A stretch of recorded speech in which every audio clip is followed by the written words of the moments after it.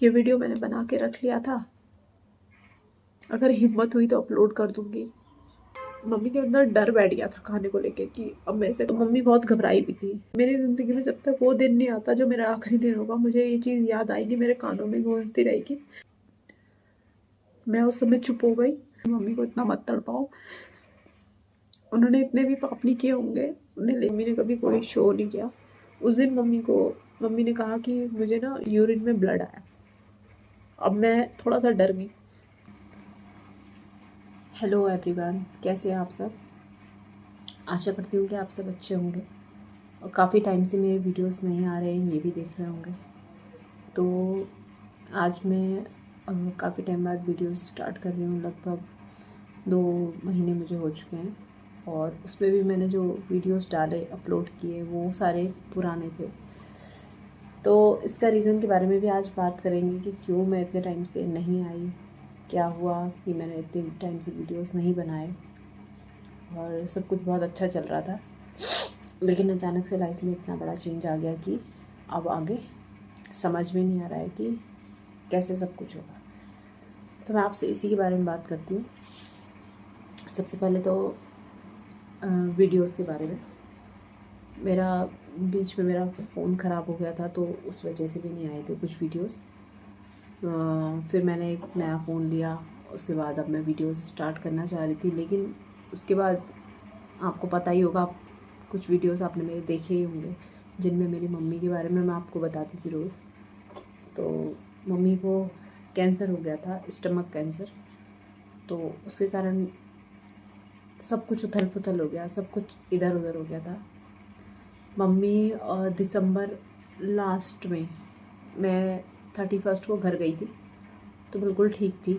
Mummy ने हमें रोका और कहा कि यहीं रह जाओ आज रात को, कोई भी नहीं है हमारे साथ, क्योंकि छोटे भाई की वाइफ जो थी वो गांव चली गई थी, वो प्रेग्नेंट थी उस समय। तो मम्मी ने उस टाइम पे कुछ दिनों के लिए उसे भी घर भेज दिया था, उसके घर मायके। और जो बड़े भैया थे वो भी न्यू ईयर के सेलिब्रेशन के लिए चले गए थे। भाभी, बच्चे सब लेके वो अपनी नानी के घर चले गए थे। तो मेरा जाना वहाँ हुआ, क्योंकि वो भी इत्तेफाक से हुआ, क्योंकि उस टाइम पे लगभग 13 तारीख को सिम्बा की डेथ हो गई थी। तो मैं बहुत शॉक थी। तो उसके बाद मुझे भी सिम्बा ने ही मुझे काट लिया था। उसकी वजह से भी मैं थोड़ा अपसेट थी कि सिम्बा चला गया। उसने मुझे काटा उस बात से नहीं, क्योंकि वो लड़ाई उस समय हो रही थी, उसके बीच में मुझे गलती से कट लग गया था।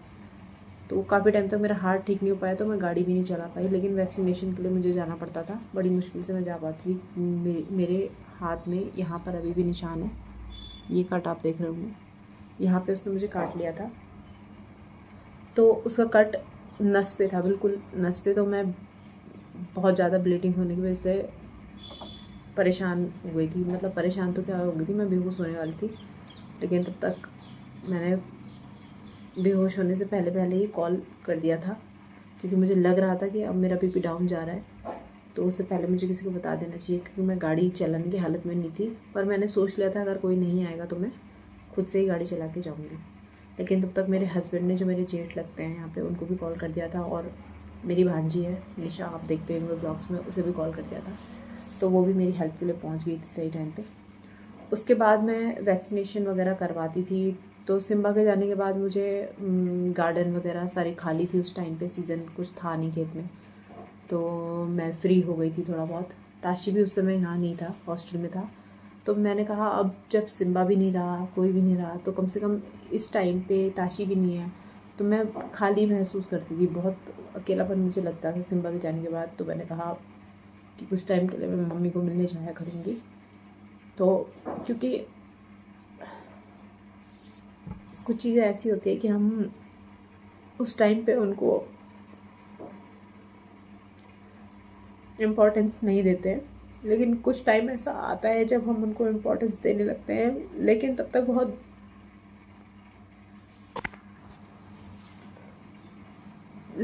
बहुत देर हो चुकी होती है। हम लोगों सब कुछ, सॉरी, तो तब तक हम वो सारी चीज़ें गंवा लेते हैं, हमारे हाथ पे कुछ रहता नहीं है।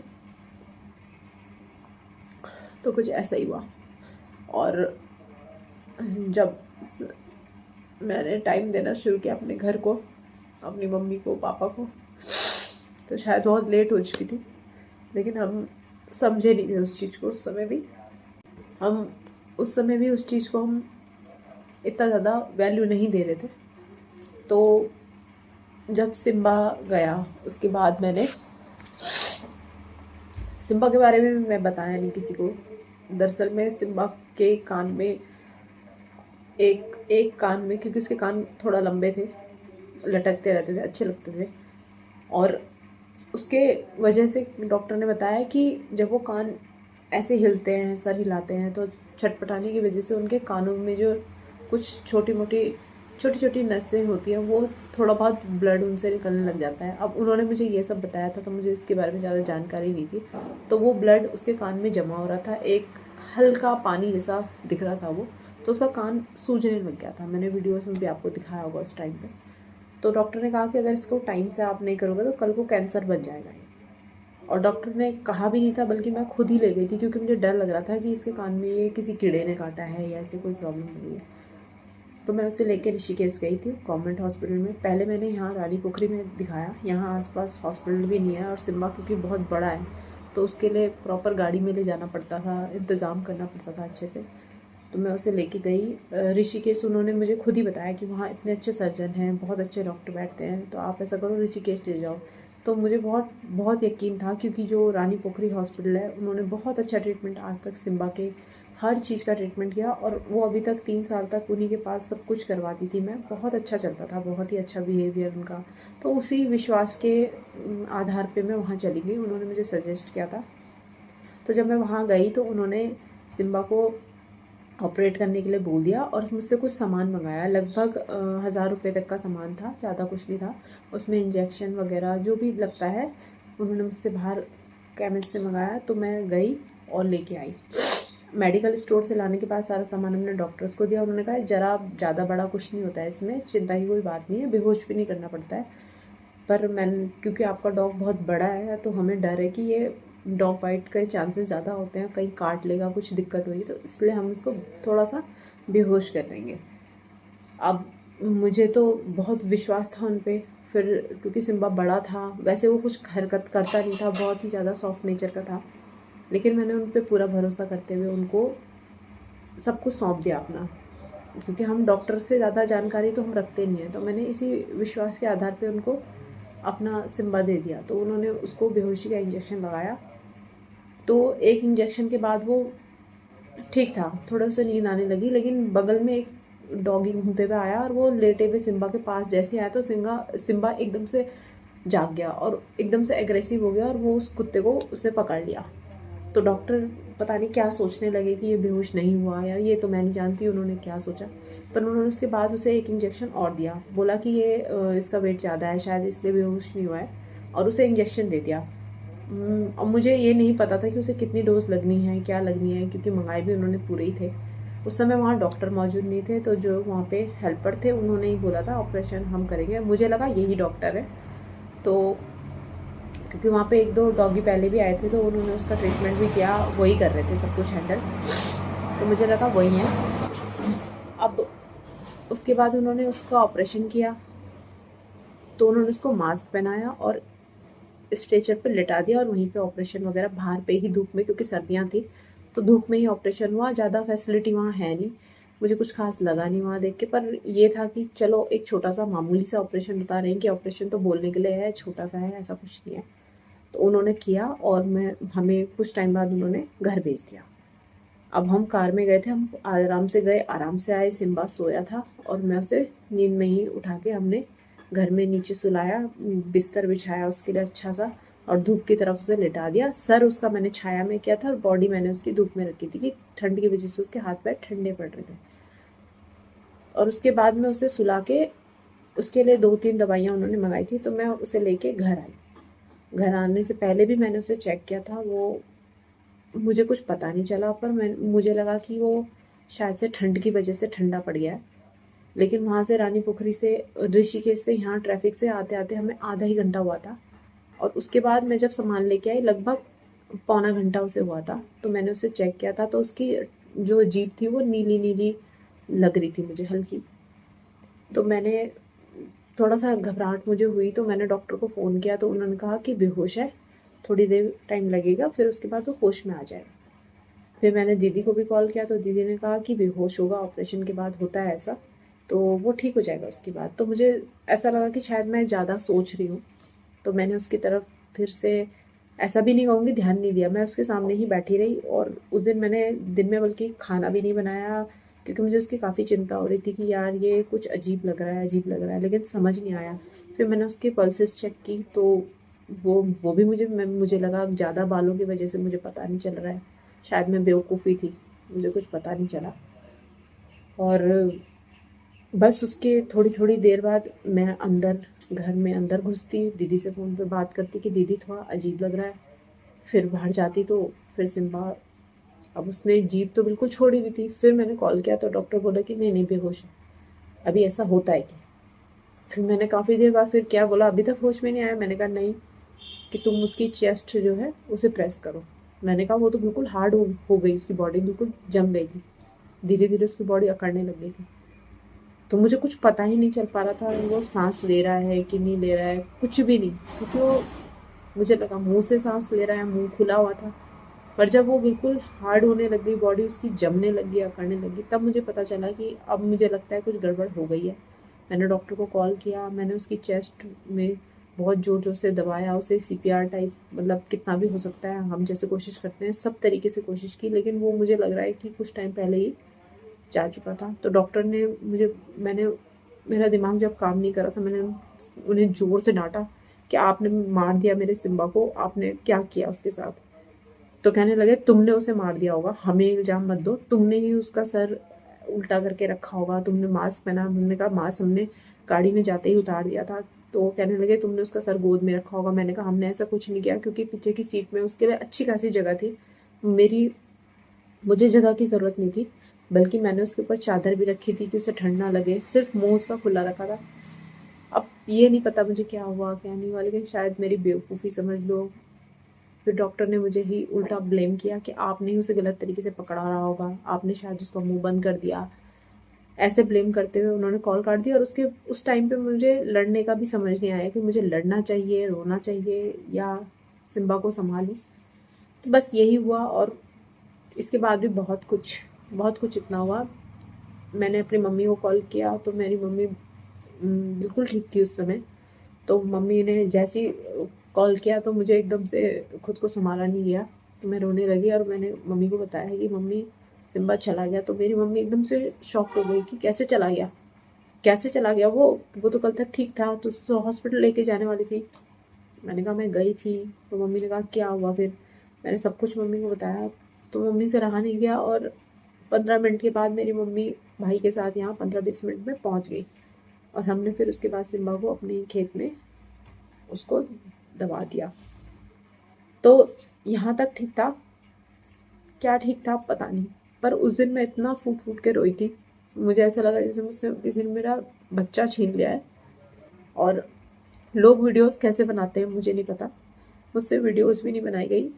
और बहुत मुश्किल था, नामुमकिन था मेरे लिए वीडियोस बनाना उस टाइम पे। सवाल ही नहीं उठता कि हम ऐसे टाइम पे कैमरा लेके वीडियोस बनाएं। मुझसे कुछ नहीं हुआ, मैं सुन पड़ गई थी और मेरा दिमाग काम नहीं कर रहा था। वो मेरा भाई उस समय घर आया और मम्मी, छोटा भाई और मम्मी, उन्होंने ही सिम्बा को दबाया। लेकिन मम्मी काफ़ी वीक लग रही थी। फिर भी मम्मी ने कहा कि भाई को घर भेज दूँगी, मैं तेरे साथ यहाँ रहूँगी, क्योंकि मम्मी को पता था कि मैं बहुत दुखी हो जाऊँगी। ताशी भी घर पे नहीं था, मैं अकेली थी। तो मम्मी को लगा कि इस तरीके से सारा दिन रोती रहेगी और कुछ दिन में शायद ये तबीयत ख़राब कर ले अपनी।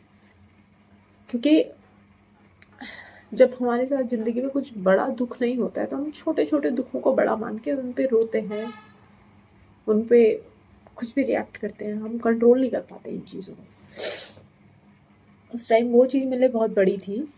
और ठीक ऐसे ही फिर मम्मी 2 दिन यहाँ मेरे साथ रही, तो मम्मी मुझे बिज़ी रखने की कोशिश करने लगी। मम्मी ने थोड़ा बहुत काम गार्डन में उसमें मुझे लगाया, मुझसे कहा कि काम कुम करो, मन बहल जाता है, भूल जाते हैं, और कोई बात नहीं, ये सब लाइफ में होता है।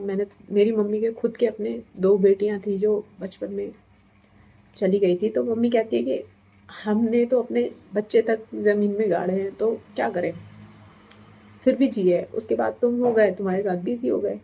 तो मम्मी ने कहा ऐसी लाइफ है, आगे बढ़ते रहना होता है, सब भूल जाएंगे, तुम भी भूल जाओगे, कोशिश करना। मम्मी ने मुझे समझाया, मुझे हिम्मत दी, तो मुझे बहुत हिम्मत आई। उसके 2 दिन बाद मैं मम्मी को घर छोड़ के आ गई, और फिर मेरा वैक्सीनेशन जो चल रहा था वो मैं कंटिन्यू करके वहाँ से मैं लगवा के घर जाया करती थी अपने।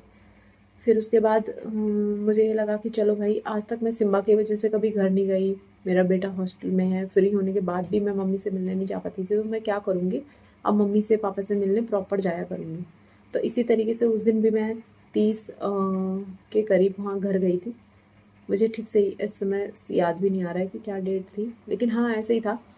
और मम्मी ने हमें रोका भी था, मैं निशा दोनों थे, कि आज यहीं रुक जाओ। तो मम्मी को मैंने पूछा कि क्या हुआ, आप कुछ थके से लग रहे हो। तो मम्मी कहने लगी नहीं, गैस की प्रॉब्लम ज़्यादा होती है, तो मुझे बहुत दिक्कत हो रही है, ये सब चल रहा है। तो हमने सोचा कि मम्मी को गैस की प्रॉब्लम शुरू से रहती है, तो वही होगी और कुछ नहीं। काफ़ी टाइम दिखाया भी मम्मी ने, तो अल्ट्रासाउंड वगैरह कराते थे, कुछ नहीं निकलता था, उससे आगे दवाइयाँ देते थे डॉक्टर, मम्मी ठीक हो जाती थी। तो प्रॉपर ऐसे ही चलता रहता था, कभी अल्ट्रासाउंड करा लिया, कभी एक्सरे करवा लिया, कभी कुछ करवा लिया, लेकिन उससे आगे कोई भी डॉक्टर मम्मी को सजेस्ट नहीं करते थे कि हाँ अब ऐसा करना है आपने। और अगर मम्मी बोलती भी थी कि मेरे पेट में कुछ है, कुछ फील हो रहा है, तो डॉक्टर कहते थे हाँ माँ जी आप ही डॉक्टर हो। फिर कहते थे माँ जी आराम करो घर जाके, आपकी एज हो गई है, इस तरीके की बातें करके उनको तसल्ली दे देते थे। फिर 1-2 तारीख के करीब मम्मी की तबीयत अचानक बिगड़ गई, बहुत ज़्यादा। तो ज़्यादा उसमें क्या हुआ, मम्मी को दस्त वगैरह होने लगे, और मम्मी पूरी रात मतलब वॉशरूम में ही बैठी रही, और इतनी बुरी हालत हो गई थी दस्त की वजह से कि मम्मी चल भी नहीं पा रही थी। मम्मी ने फ्लश तक नहीं किया, मम्मी बैठ गई वहीं पे घुटनों के बल। फिर भाभी ने, भैया लोगों ने, सब ने संभाला मम्मी को, और उन्होंने बताया कि मम्मी ने जब जब मम्मी को दस्त हो रहे थे तो वो इतने काले थे जैसे किसी ने पेंट मिला दिया उसमें, और वो फ्लश तक नहीं हो रहा था, इतना काला था उस समय मम्मी। तो हमें उस समय कुछ दिन बाद मम्मी को चेकअप के लिए ले गए, और मम्मी को भैया ने सीधा एडमिट करवा दिया कि मम्मी ऐसे आप हमेशा ऐसे बोलते हो गैस है गैस है। प्रॉपर ट्रीटमेंट कराने के लिए मम्मी को गैस्ट्रो के पास एडमिट भी करा दिया, सब कुछ करा दिया। अब हम मम्मी का, जैसे मम्मी ठीक होने लगी तो हम मम्मी का मजाक उड़ाने लगे कि मम्मी आपने तो च्यवनप्राश किया था। उस समय हम मतलब मजाक में ले रहे थे, अरे मम्मी च्यवनप्राश जैसा था, और सब हंस रहे थे, बहुत अच्छा माहौल था। कनिष्क में भी मैं मम्मी के साथ रही कुछ दिन, मेरा बेटा उस समय भी हॉस्टल में था, तो मैं मम्मी के साथ उस समय भी हॉस्टल में रही, वो कनिष्क में रही, एडमिट थी मम्मी जब, क्योंकि भैया को उस समय ड्यूटी जाना होता था, पंकज भी घर पे था, पंकज के साथ भी कोई नहीं था, तो वो कुछ टिफ़िन लाना ले जाना इस तरीके के काम करते थे। फिर हॉस्पिटल में सुबह कोई रहता था, रात को एक आध बार मैं भी रही। फिर कुछ टाइम बाद ऐसे ही हम कुछ दिन बाद मम्मी को घर ले आए। तो कनिष्क में भी मम्मी का उन्होंने बायोप्सी के लिए भेजा था, तो उस रिपोर्ट में कुछ नहीं आया। अभी फिर उन्होंने कनिष्क में रहते रहते ही दोबारा मम्मी की बायोप्सी के लिए भेजा, तो जो सैंपल सेकंड टाइम पे भेजा गया उस सैंपल में मम्मी का डाउट आया था कि शायद इनको कैंसर की शिकायत होती है, ऑन्कोलॉजिस्ट के लिए सजेस्ट किया था। तो उनके पास उस टाइम पे ऑन्कोलॉजिस्ट के लिए उन्होंने कहा था कि 15-20 दिन बाद आपको दोबारा आना है, और इनकी जो पेट में है थोड़ा सा हमें डाउट है कि गांठ जैसी बनी हुई है, वो भी पेट के निचले हिस्से में, आंत जहाँ से छोटी आंत स्टार्ट होती है वहाँ पे गांठ जैसी बनी है, तो हम उसमें दिक्कत आ रही है, तो उसको प्रॉपर हम जांच करना चाहते हैं। तो उन्होंने सैंपल लिया और भेजा, तो बायोप्सी में उन्होंने ऑन्कोलॉजिस्ट के लिए सजेस्ट किया। तो हम उसके बाद मम्मी का ट्रीटमेंट हमने हिमालयन से स्टार्ट किया। लेकिन जब हम हिमालय, उससे पहले मम्मी को उन्होंने एक बार जब घर भेजा 20 दिन में, तो 20 दिन के दौरान मम्मी ने नॉर्मल खाना खाया, और उसमें मम्मी को अचानक से फिर वही दिक्कत हुई, पेट में गैस का गोला बनने की। तो मम्मी ने उसकी दिक्कत की वजह से, मम्मी का खाना जो गोला बनता था उसकी वजह से मम्मी की हालत ख़राब हो जाती थी, दर्द होना शुरू हो जाता था। तो भैया ने फिर से मम्मी को वहीं कनिष्क में एडमिट किया, तो मम्मी को उन्होंने सीधा आईसीयू में ले लिया। तो 2-3 बार आईसीयू करते करते मम्मी जाती थी आईसीयू में, आती थी, कुछ नहीं निकलता था, यही सब होता रहा। फिर उसके बाद जब उन्होंने यहाँ ऑन्को के लिए सजेस्ट किया तो उन्होंने साथ में whole body PET CT scan के लिए बोला था। तो भैया मम्मी को यहाँ ले आए, शिफ्ट कर दिया। और यहाँ जब लाए तो उन्होंने सबसे पहले अपने सारे टेस्ट कराए, इन्होंने सब कुछ अपना करवाया और उसमें फिर मम्मी का डिटेक्ट हुआ कि मम्मी को कैंसर है। लेकिन किस स्टेज का है वो भी हमें अभी तक किसी ने नहीं बताया था, ना हमारी हिम्मत हुई पूछने की। उन्होंने बस इतना कहा था कि सर्जरी हो जाएगी, कोई दिक्कत नहीं है, या तो फिर आपका कीमोथेरेपी चलेगी, कोई दिक्कत नहीं है। अब वो हमें शायद तसल्ली दे रहे थे, लेकिन हमें किसी को पता नहीं था कि क्या सीन है। हम सोच रहे थे कि मम्मी बस ठीक हो जाएगी, हम हंसी मजाक करते, मम्मी को खुश रखते, खुद भी खुश रहते, हॉस्पिटल जाते आते जाते आते। इस बीच में मेरा बेटा भी घर आ गया, लेकिन मम्मी की हालत जो थी पहले से ख़राब हो गई थी। मम्मी को उन्होंने आरटी लगा दी थी, उसके थ्रू मम्मी का खाना बाहर आता था, उसी से देना भी होता था और उसी से जो वेस्टेज था वो बाहर आने लग जाता था। वेस्टेज था क्या था पता नहीं, पर बहुत ही गंदी कंडीशन में थैलियाँ लगी थी और टॉयलेट के लिए अलग लगी थी, यूरिन के लिए और उसके लिए अलग लगी हुई थी, उल्टी के लिए। तो वो जो भी उल्टी की चीज़ें होती थी वो काला, बिल्कुल जैसे पानी में काली काई जम जाती है उस तरीके का निकलता था, वो उसी पैकेट में पूरा आता रहता था। और मम्मी दिन के, मुझे अच्छे से याद है कि हम सिरिंज से मम्मी को खाना देते थे तो हम 20 ml भी पूरा उनको नहीं दे पाते थे, क्योंकि उसको खाते ही मम्मी के पेट में दर्द होता था। फिर हम उसे उसी सिरिंज से वापस निकालते थे और बहुत ही अजीब कंडीशन थी, वो देखना बहुत मुश्किल था। लेकिन मम्मी जब यहाँ आई उसके बाद मम्मी को यहाँ एडमिट कराया गया तो इन डॉक्टर्स ने पूरी मम्मी से डिटेल मांगी कि ये कब से है, क्या है। अब हमने सारी डिटेल दी, उसके बाद पेट सिटी हुआ मम्मी का।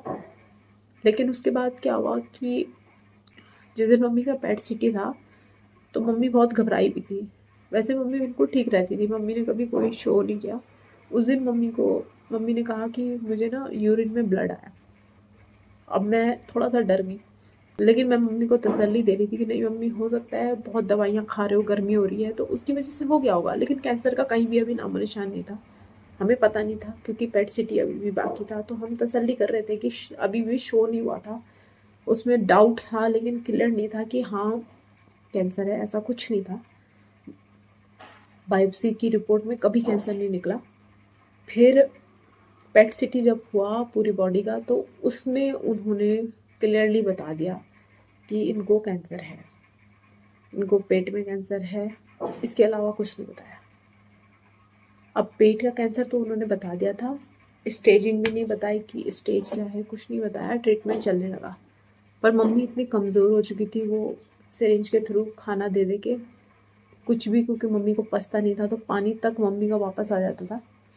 तो अब हमारे पास कोई रास्ता नहीं था। हमने मम्मी को जब एडमिट कर दिया तो भैया ने कहा, डॉक्टर ने कहा उनको घर ले जाओ, कीमो के लिए लेके आना। लेकिन भैया माने नहीं, भैया ने कहा नहीं, ये घर में कुछ नहीं खा रही है तो इनको आप कुछ ना कुछ तो दे सकते हो, हॉस्पिटल में तो कुछ ना कुछ ऑप्शन है, आप ग्लूकोज चढ़ा दोगे, आप कुछ कुछ और चढ़ा दोगे।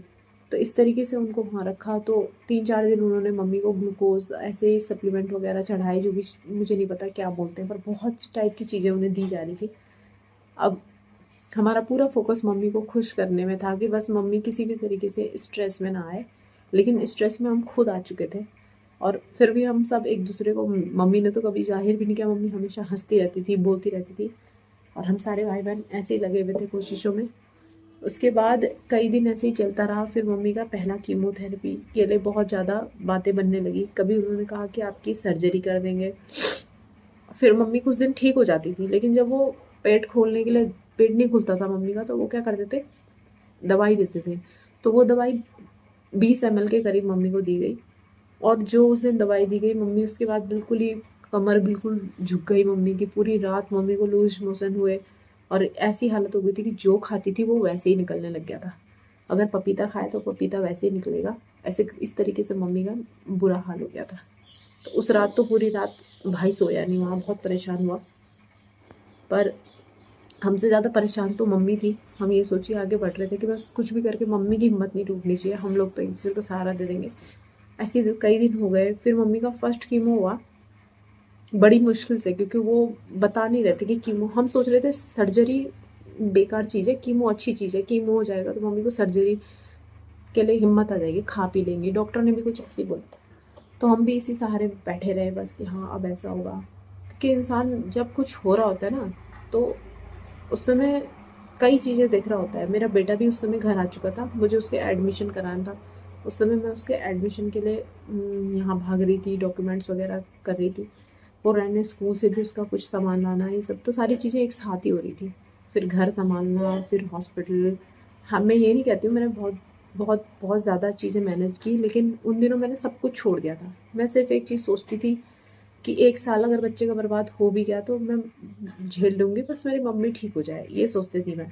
और यही मेरे भाई-बहन, भाभी, सब परिवार सब यही सोचता था। उनके पीछे सब लगे थे कि बस ये ठीक हो जाएँ। लेकिन हर बार जब घर लाते थे हॉस्पिटल से तो हम उम्मीद में खुश होते थे कि अब हमें दोबारा हॉस्पिटल थोड़ी जाना है, अब तो मम्मी ठीक हो जाएगी। लेकिन जब हमारा यहाँ कैंसर डिटेक्ट हो गया तो हमने मम्मी से भी थोड़ा-सा छुपाने की कोशिश की, लेकिन हमें खुद से समझ नहीं आ रहा था हम क्या बोलें। उसमें भी कई लोगों ने हमें सजेस्ट किया कि नहीं-नहीं ये नॉर्मल कैंसर है, ये तो ठीक हो जाता है। तो फिर उसके बाद ये सब सजेस्ट करने के बाद डॉक्टर ने मम्मी को कीमो चढ़ाया। तो मैंने अपने भाई से कहा कि भाई देख, घर में बहुत सारे रिलेटिव्स हैं हमारे, बहुत ज़्यादा, बहुत सपोर्ट किया लोगों ने, बहुत लोग मम्मी को मिलने हॉस्पिटल में आए। ऐसा नहीं था कि सिर्फ हम मम्मी के साथ लगे थे, पूरा मम्मी को जानने वाले सारे लोग, गांव से, शहर से, कोने कोने से लोग आए मम्मी को मिलने। और लगभग 6 महीने मम्मी का हॉस्पिटल में ट्रीटमेंट जब से चल रहा था और जब तक मम्मी गई उसकी आखिरी सांस तक सब लोग हमारे साथ थे। हमें पता ही नहीं चला कि मेले की तरह मम्मी मम्मी के साथ हॉस्पिटल में लोग ऐसे आते थे कि हम हॉस्पिटल से डांट खाते थे कि तुम्हारी वजह से इतने पेशेंट डिस्टर्ब हो रहे हैं, क्योंकि हम कुछ कर ही नहीं पाते। हम किसको मना करते हैं कि तुम मत आओ। इतने लोग हमारे साथ जुड़े हुए थे कि एक दिन में 20-20 लोग इकट्ठे हो जाते थे, तो हमें डांट पड़ती थी कि तुम्हारे पीछे इतने लोग आ रहे हैं। इस तरीके से लोग हमारा सपोर्ट कर रहे थे, बहुत सपोर्ट कर रहे थे। और ये सब हमारा कुछ नहीं है, मैं तो कहती हूँ ये सब मम्मी पापा का जो ज़िंदगी भर में उनकी ये पूंजी थी कि लोग उनके साथ जुड़े रहे, उनके साथ आते रहे, यही उनकी पूंजी थी। ये उन्होंने पैसा नहीं जोड़ा, कुछ नहीं जोड़ा ज़िंदगी में, लेकिन यही सब जोड़ा। और तो उसके बाद हमने मम्मी का ट्रीटमेंट चलता रहा और मम्मी को कीमो लगा। तो हमने कहा कि इतने सारे रिलेटिव मम्मी से मिलने आते हैं, तो घर में अगर मम्मी को ले जाओगे तो बहुत भीड़ मच जाएगी, तुम मैनेज नहीं कर पाओगे, कैसे करोगे तुम इतना। मम्मी को इन्फेक्शन से बचाने के लिए अलग रखना था, मम्मी के लिए शांति चाहिए थी क्योंकि मम्मी आराम करना चाहती थी। तो हॉस्पिटल में मम्मी बीच में कुछ कुछ एक बार आरटी हटा दी तो मम्मी मुंह से खाने लगी थी, खाने क्या, सूप पीने लगी थी। तो हम बहुत खुश हो गए कि नहीं नहीं ये कैंसर ठीक होने वाला है, इस तरीके से हमें आशा आ गई थी। फिर मम्मी को लगा पहला कीमो और मैंने कहा भाई मम्मी को मेरे घर में छोड़ जा, क्योंकि मैं तो अकेली हूँ, मेरे साथ ताशी है, ताशी आ चुका था। तो मैंने कहा वो ज़्यादा शोर शराबा करेगा नहीं अकेले में, तो हमारे साथ रख लेते, मैं मम्मी की देखभाल कर लूँगी, मेरे पास कुछ काम तो है नहीं, सिर्फ मम्मी की देखभाल करनी है। और इस तरीके से मैं मम्मी को अपने साथ ले आई, क्योंकि उस समय थोड़ा सही लग रही थी मम्मी। लेकिन आरटी मम्मी ने मना कर दिया था निकालने को, मम्मी ने कहा आरटी लगवा दो, अगर मुझे गैस का गोला बनता है तो सिरिंज से हम उसे खींच लेते थे, जो भी खाया पिया है, तो उससे मम्मी को थोड़ी राहत मिल जाती थी, वो गोला कम हो जाता था, वरना मम्मी बहुत परेशान होती थी। लेकिन जब मम्मी को पहला कीमो लगा तो मम्मी को हमने देखा, मम्मी की हालत, सिर नीचे और सर में दर्द, हाथ नीले, हाथ पैरों में झंझनाहट, नीले नीले धब्बे, पैर पूरे नीले, बहुत गंदी हालत मम्मी की थी। और हमें ऐसा लगा कि कीमो ऐसा होता है। हमारे साथ उसी समय मेरी एक मामी है और मामी को भी कैंसर था, लंग कैंसर। तो मामी को जो था कीमो लगता था तो मामी थोड़ा सा अच्छी हो जाती थी और अच्छी दिखती थी, उनका साथ में रेडिएशन भी चल रहा था, तो वो हमें काफ़ी अच्छी लगी। उनका 4th स्टेज में था और ये सब एक साथ ही चल रहा था हमारी लाइफ में। एक तरफ मामी बीमार थी, उनको भी कैंसर था, लेकिन उनके जो हस्बैंड है हमारे मामा जी, उन्होंने हमें इतना सपोर्ट किया, इतना सपोर्ट किया, जितना हमें ऐसा लग रहा था कि वो उनका अपनी वाइफ के साथ सपोर्ट करना, हॉस्पिटल में हमारे साथ सपोर्ट करना, मतलब हमारे लिए वो उस समय भगवान से कम कुछ नहीं हो सकते थे, क्योंकि इतनी मदद उन्होंने की। उसके बाद वो भी बीमार थी, उनको भी सेम था, लेकिन उनकी जो रिकवरी थी हमें ऐसा लगा था वो अच्छी हो रही हैं, वो थोड़ा हेल्थ में अच्छी ठीक हो रही थी। उस समय तक वो ठीक हो रही थी, तो हमें आशा थी कि मम्मी भी ठीक हो जाए। फिर हम मम्मी को हमारे घर ले आए, तो मम्मी का भी घर में सेम वही रूटीन रहा। 5-6 दिन तो मम्मी सोई नहीं पूरी रात, मम्मी का बहुत बुरा हाल था। पूरी रात मैं और मम्मी ने जाग के काटी, पूरी रात बिताई जागते हुए। मम्मी के हाथ पैर दबाते हुए पूरी रात काटी हमने, क्योंकि मम्मी को जब हाथ पैर दबाते थे तो रिलीफ मिलता था, तो हम वही सब करते रहे। मम्मी पूरी रात उल्टा सोई रही, मम्मी का पेट नहीं खुला। ऐसे करते करते मम्मी को 6-7 दिन हो गए, दवाइयाँ देते जा रहे थे पेट खोलने की, लेकिन पेट नहीं खुल रहा था। 7वें-8वें दिन में मम्मी थोड़ा सा खड़ी हुई, मम्मी ने छाछ पिया, सत्तू पिया। तो मुझे ऐसा लगा कि ये तो बहुत कुछ है, जहाँ हम सिरिंज से दे रहे हैं वहाँ मुँह से पी लिया, तो मुझे बहुत अच्छा लगा। फिर मम्मी पानी पीने लगी, नारियल पानी भी डेली मम्मी को दिया जाता था, तो डेली मम्मी नारियल पानी 1-1 गिलास पीती थी। तो अगर 3 गिलास मम्मी ने सुबह सत्तू, दूध, छाछ वो पी लिया, तो हमें तो ऐसा लगता था जैसे मम्मी ने बहुत खा लिया। हम खुद ही संतुष्ट हो जाते थे कि बहुत है। अब हमें आशा बढ़ी कि भाई मम्मी ठीक हो रही है। 6-7 दिन में मम्मी के धीरे धीरे वो सिम्टम कम होते रहे, और 10-12 दिन में कहीं आके वो बहुत अच्छे से हो गए। लेकिन 10-12 दिन के बाद मम्मी थोड़ा बहुत खाने लगी, हम बिल्कुल ठीक समझने लगे, बहुत अच्छा हो गया, उल्टियाँ कम हो गई हैं, ये कम हो गया, वो कम हो गया। 15-20 दिन में मम्मी का पेट भी खुल गया और मम्मी बहुत सही से गई, तो मम्मी थोड़ा सा हल्का फील करने लगी। मम्मी बाहर भी बैठी, मम्मी उस समय तक उठ नहीं पा रही थी बिस्तर से। टॉयलेट तक भी मम्मी हमारे कहने पे जाती थी। हम चाहते थे मम्मी थोड़ा वॉक करे, चले फिरे, तो मजबूरी में हम मम्मी को ले जाया करते थे। अब हमें नहीं पता था कि वो कितनी थकी हुई है, हमें पता ही नहीं है स्टेज 4 है, उनको कितना फील हो रहा है, उनका वज़न इतना कम हो रहा है, क्योंकि वज़न उस समय तक कोई कर नहीं रहा था। हमें तो कमज़ोरी लगती हुई आ रही थी जब से गैस हुआ उनको। हम सोच रहे थे नहीं, कमज़ोर तो है, लेकिन हमें ये नहीं पता था कि इन्होंने वेट कितना किया है और कितना कम आया है, क्योंकि हर बार हॉस्पिटल में जाते समय कोई होता था, रहते समय कोई आ जाता था। तो ये चीज़ें एक दूसरे को डिटेल में इतना बता नहीं रहे थे, और थोड़ा बहुत बता रहे थे, लेकिन बाद में सीरियस होने लगे हम धीरे धीरे। शुरू में तो हमें लगा कि ठीक हो जाएंगे, घर चली जाएंगी, डॉक्टर भी नहीं बता रहे थे। फिर बारी आई सेकंड कीमो की। 1 महीना हमारे घर में बीता, उसके बाद मम्मी को 21वें दिन में दूसरा साइकिल लगना था। हमने होली भी यही मार्च अप्रैल, मुझे तो ठीक से याद भी नहीं आ रहा है कुछ, हमने होली भी यहीं हॉस्पिटल में मम्मी के साथ मनाई। फिर होली मनाने के बाद मम्मी का अगला कीमो जब आया तो वो शायद अप्रैल में था। आप खुद ही कैलकुलेशन कर लेना कि होली कब थी, और उसके बाद 21वें दिन में मम्मी को दोबारा वो लगा। उस समय इलेक्शन 18 या 20 को इलेक्शन थे, तो कुछ दिन वो आगे चले गया था मम्मी का साइकिल जो लगना था। तो मम्मी को फिर सेकंड कीमो लगा और मम्मी घर चली गई। उस बार मम्मी यहाँ नहीं आई। भैया ने कहा कि भाई हम अपने पास ले जाएंगे, अब इतने दिन तक तेरे पास है, लेकिन हमें अच्छा नहीं लग रहा है, हम घर में रहते हैं। भैया भाभी दोनों आए, उन्होंने डिसाइड किया कि नहीं, मम्मी को ले जाएंगे, क्योंकि काफ़ी दिनों से लोग मिलने आ रहे थे, तो पूछ रहे थे भाई कहाँ हैं, हमें भी मिलना है। अब यहाँ आने को तो हमने काफ़ी लोगों को मना किया था कि उनको अभी इन्फेक्शन होने का डर है, तो उनसे दूर ही रहना है, लेकिन लोगों के मन में जिज्ञासा बढ़ रही थी, और इनके मन में भी ये था कि भाई हमारे सामने रहेंगी तो हम देखभाल अच्छे से कर पाएंगे, तुम अकेले कैसे करोगी, इस टाइप की बातें होने लगी। और फिर वो उनको ले गए। सेकंड कीमो के बाद भी मम्मी थोड़ा बहुत अच्छी रही। इस बार मम्मी की रिकवरी थोड़ी अच्छी थी। मम्मी इस बार 5-6 दिन में थोड़ा बहुत सर दर्द होने के बाद ठीक हो गई। हालांकि हाथ पैर वैसे ही नीले थे, सिम्टम सेम वही थे, उल्टी आना, सर दर्द होना, नींद, पूरी रात जागती थी, दर्द होता था मम्मी को, कहती थी जैसे चींटियाँ मुझे काट रही होंगी, ऐसा फील होता है, झंझनाहट होती है। तो ये सब चीज़ें मम्मी बोल रही थी, पर ये सब हुआ। सेकंड कीमो में मम्मी सब कह रहे थे अच्छी हो गई है, काफ़ी अच्छा। लेकिन जब डॉक्टर के पास गए तो पता चला कि उनका 5 किलो वज़न फिर से घट गया है। हमें पता नहीं चल रहा था, क्योंकि हम तो कंटिन्यू देख रहे थे, तो हमें कमज़ोरी दिख रही थी। अब जब 5 किलो वज़न कम हुआ तो उन्होंने सेकंड कीमो में डोज उस हिसाब से दी, और कीमो की डोज लगवा के थर्ड कीमो में मम्मी को घर भेज दिया।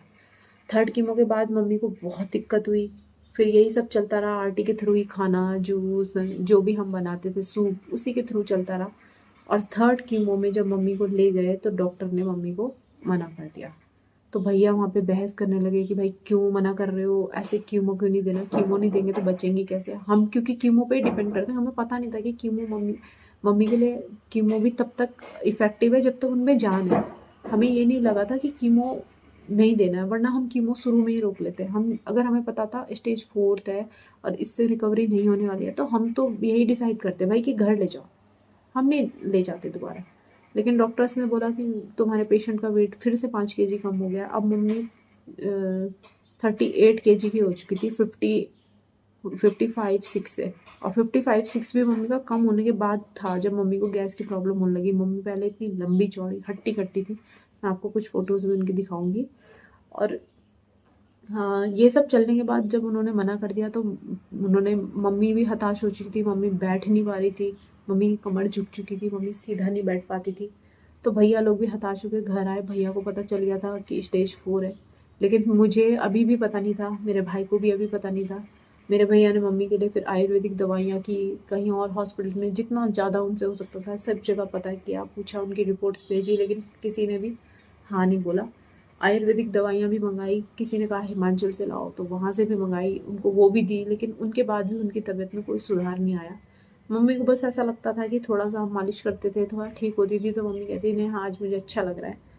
फिर उस टाइम पे कुछ दिन के लिए 10-15 दिन के लिए फिर से मैं घर चली गई मम्मी के साथ रहने के लिए, कि थोड़ा मदद हो जाएगी मम्मी के साथ, मम्मी की देखभाल हो जाएगी। तो मेरे हस्बैंड घर आए और वो घर मैनेज करने लगे, उन्होंने मुझे घर भेज दिया। मुझे बहुत वेट था कि वो घर आ जाए, तो उनकी पोस्टिंग उस समय तक हो नहीं पाती थी। अचानक से जब उनका भी पोस्टिंग आ गया तो वो भी फिर घर आए, तो कुछ दिन की छुट्टी लेके आए। 1-1.5 महीना उन्होंने छुट्टी वगैरह पूरी काट ली थी, उनके पास छुट्टियाँ भी नहीं बची थी। लेकिन फिर अचानक से यही दिन हमें देखने को मिला। शाम को मैं अपनी चाची, उसी बीच में मेरी चाची को कैंसर डिटेक्ट हो गया। यहाँ मेरी मामी की डेथ हो गई थी 10 तारीख को, और मामी की डेथ के टाइम पे मैं अपने घर में थी, मैं उनको देखने भी नहीं आ पाई क्योंकि भाभी लोग उनको देखने चले गए थे। तो मुझे मम्मी के साथ रहना था। छोटे भाई की वाइफ प्रेग्नेंट थी, उसे भी 9वां महीना लग चुका था और सारी कंडीशन ऐसी बदल गई थी, मतलब सब उथल पुथल हो गया था। अभी भी इतने से भी भगवान का मन नहीं भरा था और भी बहुत कुछ होना था। और मामी की डेथ के टाइम पे मेरे हस्बैंड वहाँ गए और जब वो लौटे तो उनकी बहुत बुरी हालत थी, क्योंकि उन्होंने फर्स्ट टाइम किसी को इस तरीके से जलाते हुए देखा था। बहुत ऐसा देखा कि मुझे ऐसा लग रहा है कि लाइफ में कुछ नहीं है। लेकिन मम्मी की हालत भी दिन ब दिन ख़राब हो रही थी। यहाँ हम दूसरी साइड मम्मी को रोज़ मालिश वगैरह करते थे, मम्मी बेड पे ही लेटी रहती थी। अब मम्मी ने बेड जो था फर्स्ट कीमो के बाद से ऐसे उल्टा, और मम्मी ने उल्टा लेटना शुरू कर दिया था। खाने के लिए भी मम्मी धीरे धीरे बैठ नहीं पा रही थी, हम लेटे लेटे ही खिलाने पड़ रहा था। फिर हमने मम्मी को टॉयलेट वगैरह भी बेड में कराना शुरू कर दिया था। मम्मी को एक बार फिर एनिमा लगाया, तो एनिमा भी हमने खुद लगाया। मम्मी ने डॉक्टर के लिए मना कर दिया था कि मुझे शर्म आती है, एनिमा नहीं लगाना है। तो फिर एनिमा वगैरह हमने लगाया, तो उस दिन में हमने बेड पे ही मम्मी को सब कुछ कराया। और मम्मी को 1 महीना हो जाता था ऐसे धीरे धीरे वो दवाई का असर कम होने लगा, पेट फूलना बंद हो गया था, भूख लगनी बंद हो गई थी, और कहती थी मेरा मन करता है कि मैं कुछ खाऊं,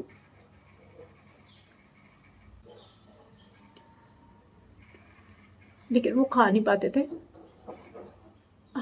हमें डॉक्टर से बोल दिया था कि आप उन्हें जो उनका मन करता है उनको दो।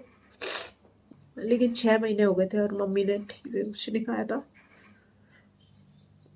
सिर्फ पी रही थी मम्मी। और पीने में भी मम्मी सिरिंज से हम डालते थे वही पीती थी। और फिर हम थोड़ा थोड़ा मम्मी को ज़बरदस्ती दे देते थे, लेकिन उसके बाद वो पेट में गोला बनना शुरू हो जाता था और फिर हम सिरिंज से निकालते थे, तो बहुत दिक्कत होती थी। तो मम्मी को फिर हम खाने के लिए कुछ नहीं दे रहे थे। हम बोलते भी थे तो मम्मी मना कर देती थी कि नहीं मुझे नहीं खाना है। मम्मी के अंदर डर बैठ गया था खाने को लेके कि अब मैं इसे खाऊंगी तो मुझे कुछ होगा, फिर से दर्द होगा। पेन किलर पे मम्मी जब से कीमो लगा, मम्मी पेन किलर पे आ गई थी। उल्टी की दवाइयाँ, पेन किलर, जी में चलाने की दवाइयाँ, मतलब ये सब ही चल रहा था साथ में। इसी पे मम्मी टिकी हुई थी और मम्मी को हम यही सब दे रहे थे। फिर उसके बाद पापा को भी पैरालिसिस है, तो हम कुछ तो पापा के लिए भी सोचते थे कि 8 साल मम्मी ने पापा को समेट के रखा, संभाल के रखा। 8 साल पहले से पापा को पैरालिसिस हो गया था, तो मम्मी ने ही पापा को ठीक रखा था, तो पापा मम्मी के सहारे जी रहे थे। हो गई लास्ट दिन की बात फिर मैं बताती हूँ आपको कि आखिरी दिन क्या हुआ कि मैंने इनसे कहा कि यार मेरी चाची की तबीयत ख़राब है, वो आईसीयू में है, तो उनको मिलने चलते हैं। अब ये छुट्टी से वापस जाने वाले थे, इन्होंने कहा चलो मिल के आते हैं, फिर मेरी छुट्टियां ख़त्म है, फिर मैं भी ड्यूटी पे चला जाऊँगा, तो सत्य ऐसा करते हैं मिल के आते हैं। हम गए, चाची को आईसीयू में देखा। चाची को भी उस समय कैंसर हो चुका था, डिटेक्ट भी हो गया था। चाची की हालत ख़राब थी।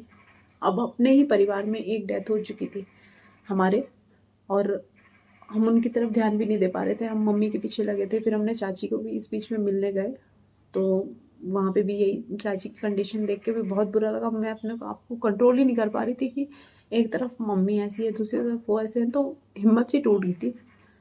फिर हम उस दिन शाम को, मैंने कहा घर जा रहे हैं, मम्मी को मिल के चलते हैं।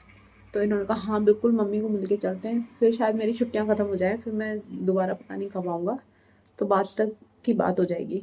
हम जब घर गए तो मैंने मम्मी को 15 दिन बाद देखा था, लेकिन मैं मम्मी को देख कर टूट गई थी, क्योंकि मुझे भैया ने फ़ोन पे बता दिया था कि मम्मी को, जब मैं कह रही थी मम्मी को कहीं और ले जा लेते हैं, तो भैया ने मुझे बताया कि सत्ती सब मना कर रहे हैं, क्योंकि मम्मी को 4th स्टेज का कैंसर है और मम्मी को हेपेटाइटिस भी था।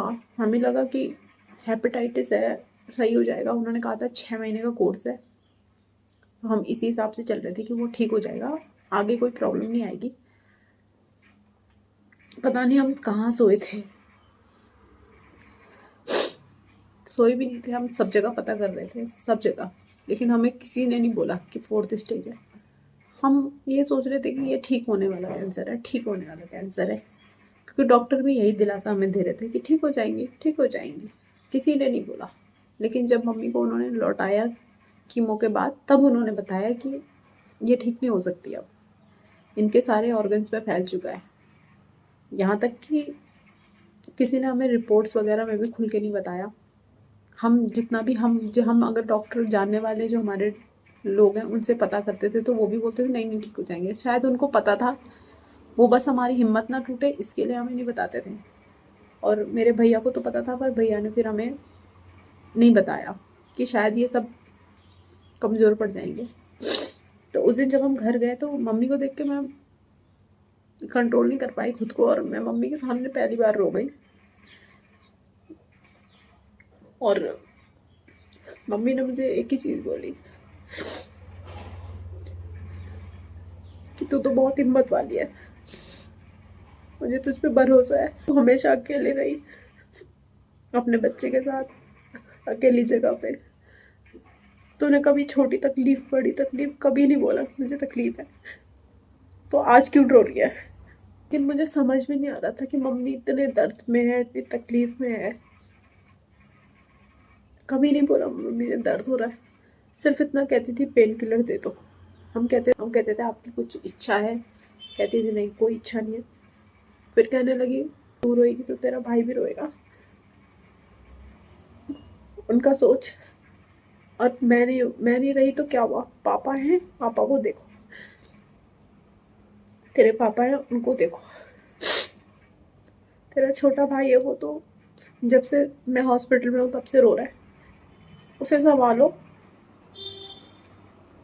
नहीं तो वो बहुत बहुत बुरा हाल होगा उसका।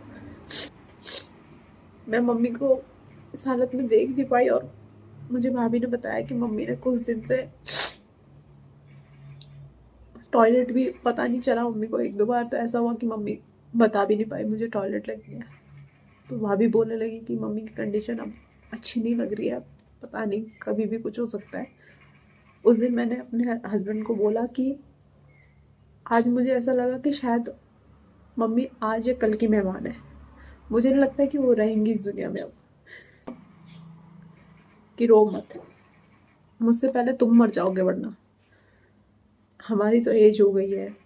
और इतने अच्छे से मम्मी ने बोला कि मेरी एज हो गई है, ऐसा कुछ नहीं है कि मैं जवानी में मर रही हूँ, सब कुछ है, तुम बड़े हो गए हो, मैं तुम्हें बड़ा कर दिया है, तुम खुद खा सकते हो, रह सकते हो, समझदार हो, तुम्हें कुछ सिखाने की ज़रूरत नहीं है, तुम सब अपनी लाइफ में सब कुछ अच्छा कर रहे हो, तेरे पास भी भगवान ने चाहा, भगवान ने दिया है, सब कुछ है, इनके पास भी सब कुछ है, सब कुछ करेंगे, खाएंगे, कोई मुश्किल नहीं है। अब तुम बड़े हो गए हो, तुम बच्चे नहीं हो, अच्छे से रहना, प्यार से रहना, बस क्या चाहिए बाकी लाइफ में, पापा को देखना। इतना बोल के फिर हम बाहर आए, थोड़ी देर बैठे, और लास्ट टाइम जाते जाते मैं मम्मी को फिर से मिलने गई, तो मम्मी ने मुझसे एक ही चीज़ बोली, आरटी के लिए। मम्मी ने कहा ये निकाल दे। मैंने कहा आरटी निकाल दे क्यों? मम्मी ने कहा हाथ जोड़ूंगी मैं तेरे, इसे निकाल दे, तू तो निकाल। मुझे लगा मम्मी को पता नहीं क्यों ऐसा बोल रही है। हमने मम्मी को डायपर लगा दिया था कि शायद अब मम्मी को डिस्टर्ब करना ठीक नहीं है। मम्मी लेटे लेटे ही करती थी बेड पे, लेकिन फिर भी डायपर लगा दिया था।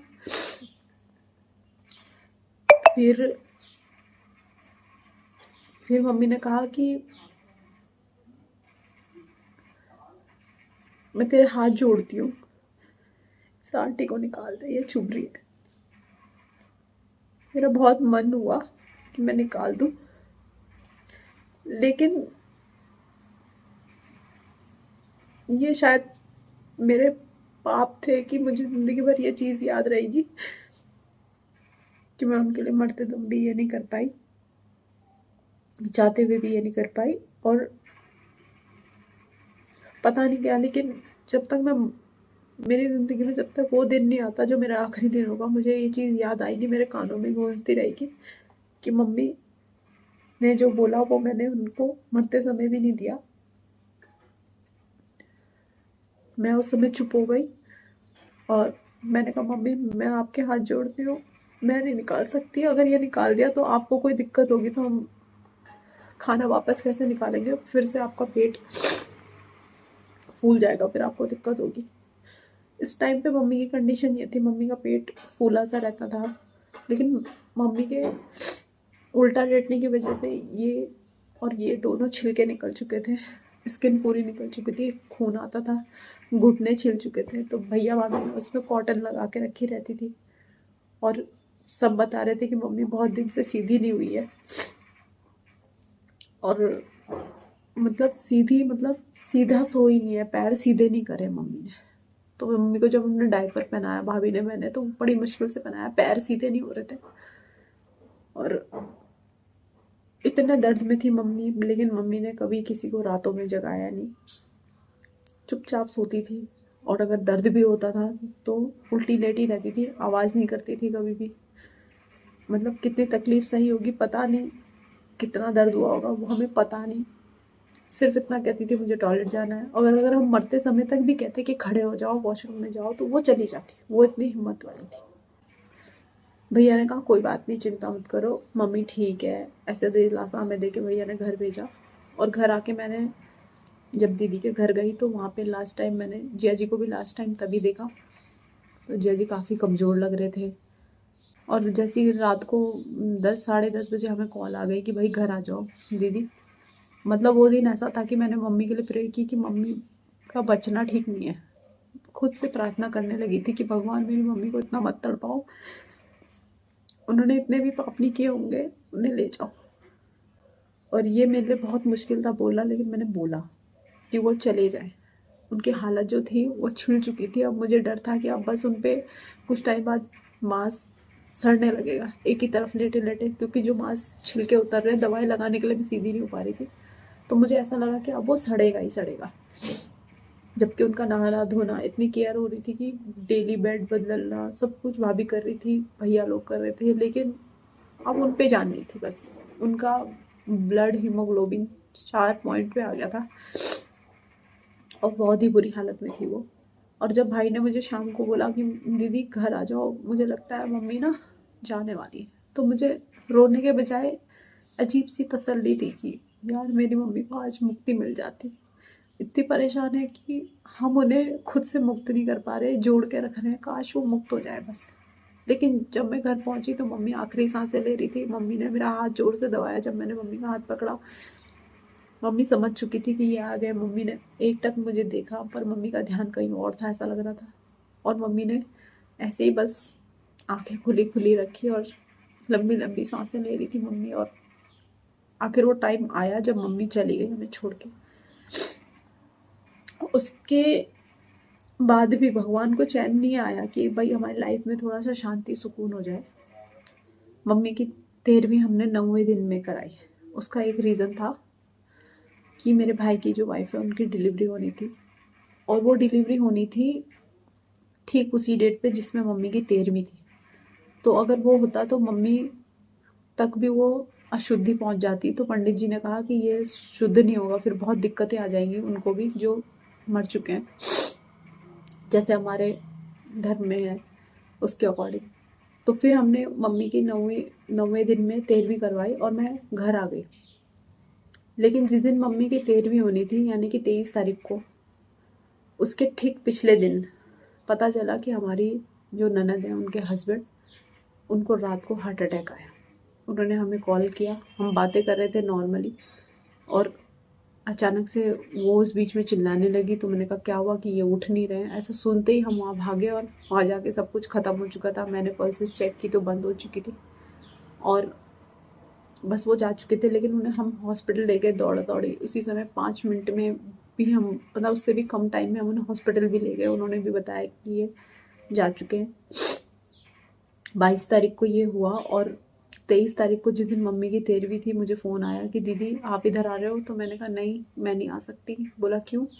तो तब मैंने उन्हें बताया कि यहाँ ऐसा ऐसा हो गया है और मैं नहीं आ सकती। और उस दिन मेरे भाई की जो वाइफ है छोटी, उसकी डिलीवरी हुई और हमारे घर एक छोटी सी परी ने जन्म लिया।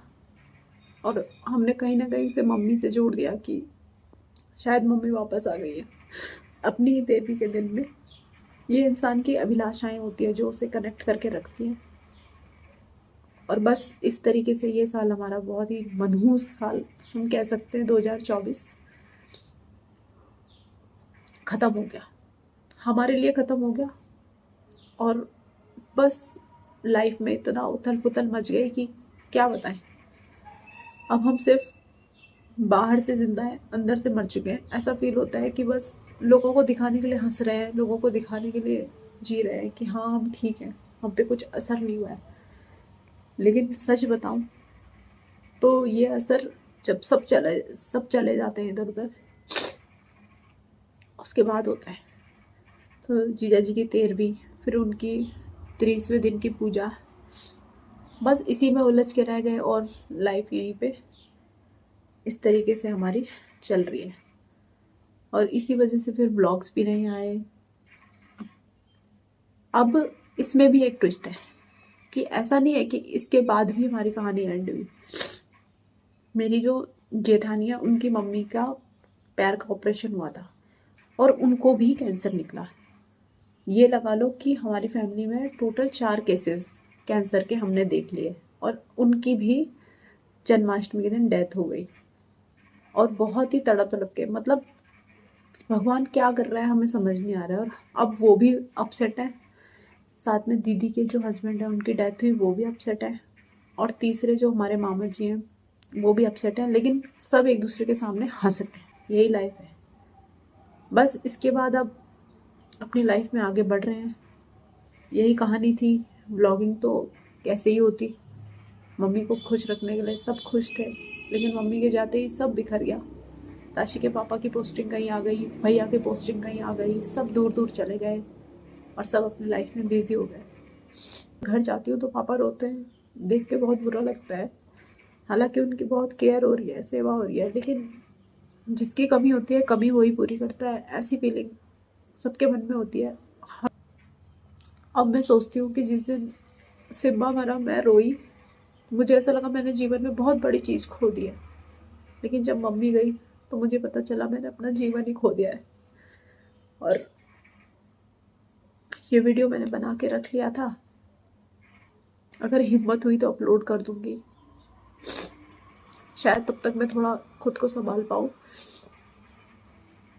और कोशिश करूँगी। तो मिलते हैं आपसे नेक्स्ट वीडियो में, तब तक के